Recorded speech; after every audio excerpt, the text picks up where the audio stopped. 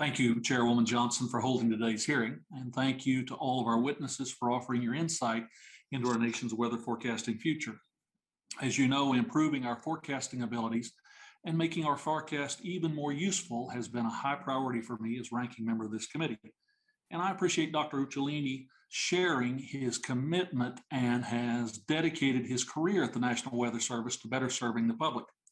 On a daily basis, the National Weather Service tools and services produce critical information to businesses across the country. Around this time of year in Oklahoma, NWS forecasts alert farmers and ranchers to the first frost of the season, helping us plan for weeks ahead. Towns and cities rely on forecasts to plan for inclement weather, and forecasts issued by local weather offices provide life-saving information in the event of severe weather.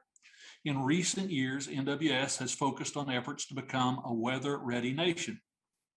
This was primarily done by implementing impact-based decision support services, where the National Weather Service forecast offices provide forecast advice to local officials before and during a weather-related emergency. These efforts have improved communication to the public, helping families better understand the effects a weather event can have on them personally. Dr. Uccellini and the National Weather Service have also focused on the implementation of the National Blend of Models, a method which improved the speed and accuracy at which meteorologists can issue alerts. By bringing together both the NWS and non-NWS numerical weather prediction data, an accurate, consistent model can be a starting point for forecasters across the nation. But despite the many successes of the National Weather Service, no government office is perfect, and challenges always remain.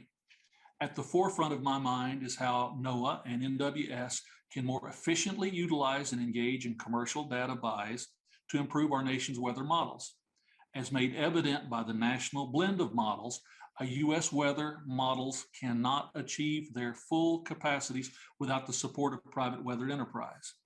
Another challenge we are facing is inspiring and training the next generation of STEM and meteorology students. Improving our models, data, and information won't help us if there are no professionals to utilize them in the next decade. That's why I'm pleased to welcome Mr. Eric Solana, Associate Director of Education Outreach for the International Hurricane Research Center at Florida International University, to the witness panel.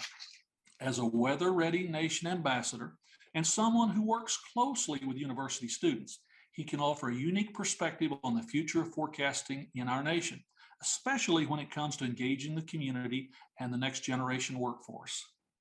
Before I close, I want to thank Dr. Uccellini for his decades of service to the federal government.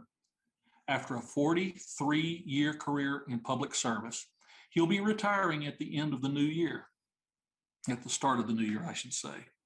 This change in leadership makes now an opportune time to reflect on the progress we've made and what challenges the National Weather Service should tackle next.